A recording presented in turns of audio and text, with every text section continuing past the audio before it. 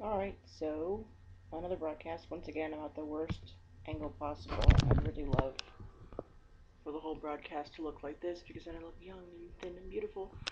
But it has to be on my lap, so you guys are gonna have to deal with my double chin. I'm here in sunny Southern California. I don't even know if that'll bleach out for much for you to see it. That's my grandparents' backyard. It's hot here, but it's not humid. It's not like living in somebody's armpit like in Tennessee. I'm here for a week. It's Monday. I already feel like time is running out. Um, Everybody here is okay, pretty much. I'll get to that later. But my flight was pretty good. The first jump was from Nashville over to St. Louis, and that jump was rough. It was like I can't stand looking down at myself. The first jump was rough, turbulence and turbulence and turbulence and turbulence, and then um, it was so bad the captain got over the PA and said, "I'd like the flight attendants to take a seat real quick so they don't fall over." And I was like, "Oh." And there was this poor Hindu lady, like 1,000 years old, in her little white sari, like praying. I'm like, "Oh God, I'm on vacation. I finally get to go on vacation, and now I'm gonna die."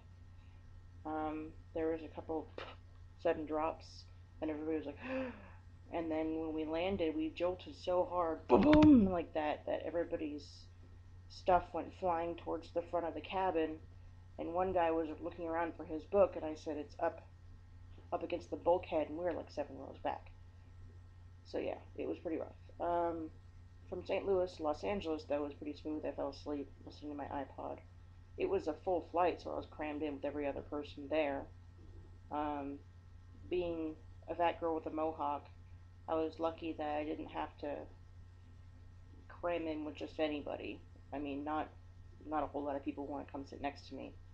It was me and the big fat guy and the Hindu lady um, in between us. She was really nice. Anyway, I got in at 11, and Mom and I went out to eat, and I had decent deli food. It was freaking delicious. We got outside, and the captain was like, "Oh, it's kind of warm here. It's 72 degrees." And I was like, "Fuck, yeah." So yeah, it's hot outside right now, but it's real dry. Like my nose is really dry, but I still like it a lot better than it being humid. Okay, news. Sad news. Our dog. Well, my grand. Let's start over. Uh, we had two Briards, big French sheep herding dogs, when we got them when I was like a freshman in high school. So when I was 14, so more than 10 years ago. Um, the smaller dog, Nui Bear, we got her when I was 14 and she was already two. She's 13, 12, 13 years old.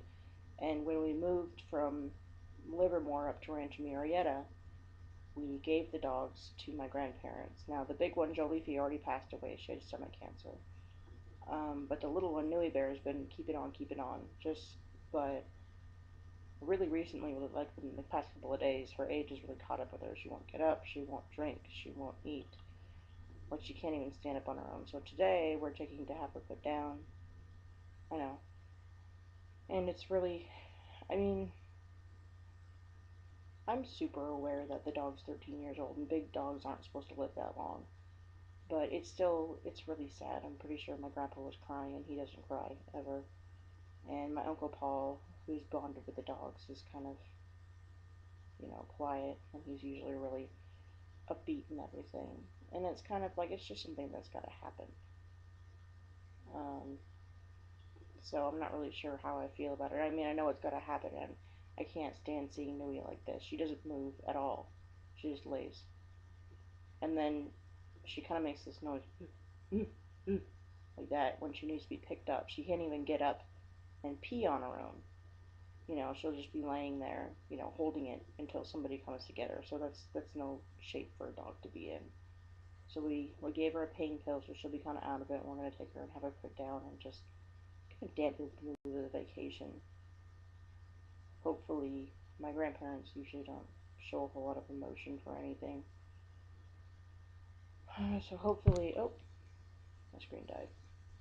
Hopefully, it won't hit him too hard. It won't kind of mess up the mood because I don't want everybody to be depressed the whole week that I'm here. That seems selfish, but I don't. I'm gonna see my brother this evening. I think we're all going out to dinner. Either we're all going out to dinner or we're just gonna see him and bring all his stuff. We're going to the mall today. Ooh, fucking who? Some retail therapy, I guess. And so far, so good, basically. Um, Everybody's been in a pretty good mood. I got some comments about my hair, but they pretty much ignored it after that. So, yeah, updates as they come. See you later.